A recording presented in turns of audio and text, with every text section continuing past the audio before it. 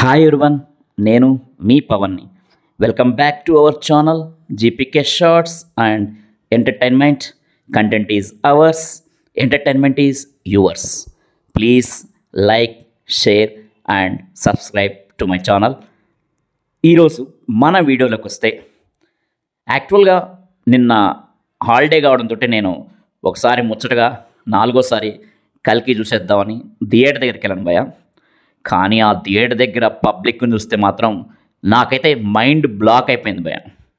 ఎందుకంటే 22nd day, but ఆ పబ్లిక్ని చూస్తే మాత్రం మెయిన్గా ఫ్యామిలీస్, లేడీస్ అండ్ పిల్లలు, ఈ పబ్లిక్ని చూస్తే మాత్రం ఏదో రెండో రోజో మూడో రోజో అనిపించింది భయ. ఆ లెవెల్లో మన ప్రభాస్ అన్న కల్కి ప్రభంజనం అయితే సిటీలో ఉంది.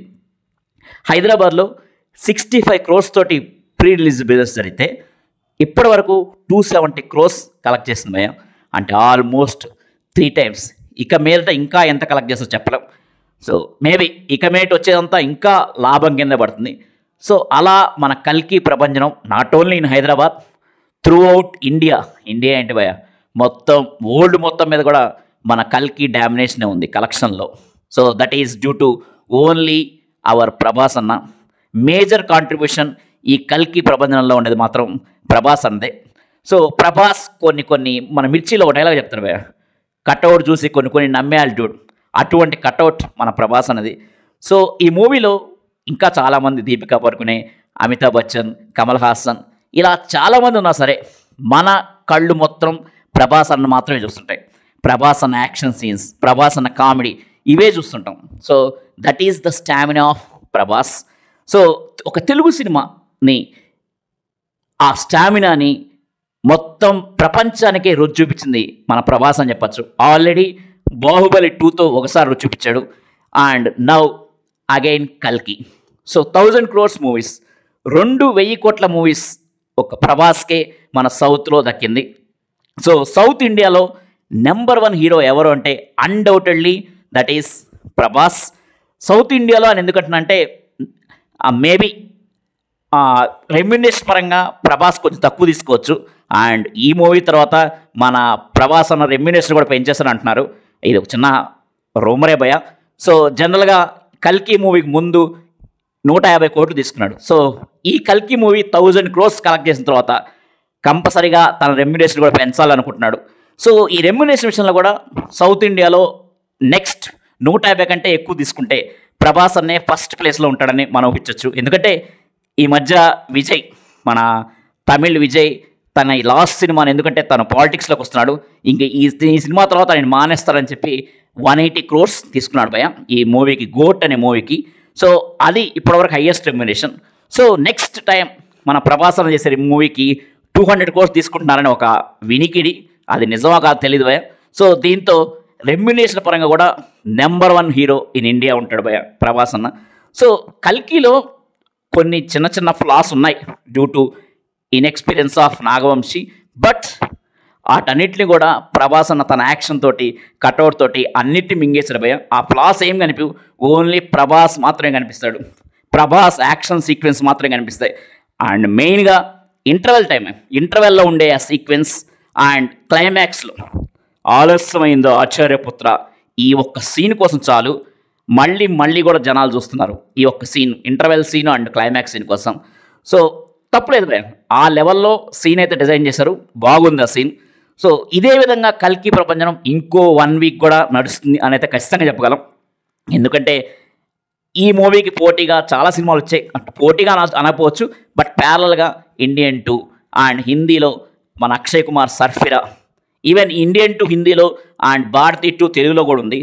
కానీ సర్ప్రైజింగ్లీ నిన్న కలెక్షన్లో ఇవన్నీ లేటెస్ట్గా వచ్చిన మూవీస్ భయ, ఇండియన్ 2 కానీ, సర్ఫిరా కానీ, అండ్ కిల్ అనే ఒక సినిమా ఉంది. వీటన్నిటికంటే కూడా బుక్ బై షోలో కల్కికి ఎక్కువ టికెట్లు దిగాయి భయ. అది కల్కి గ్రేట్నెస్.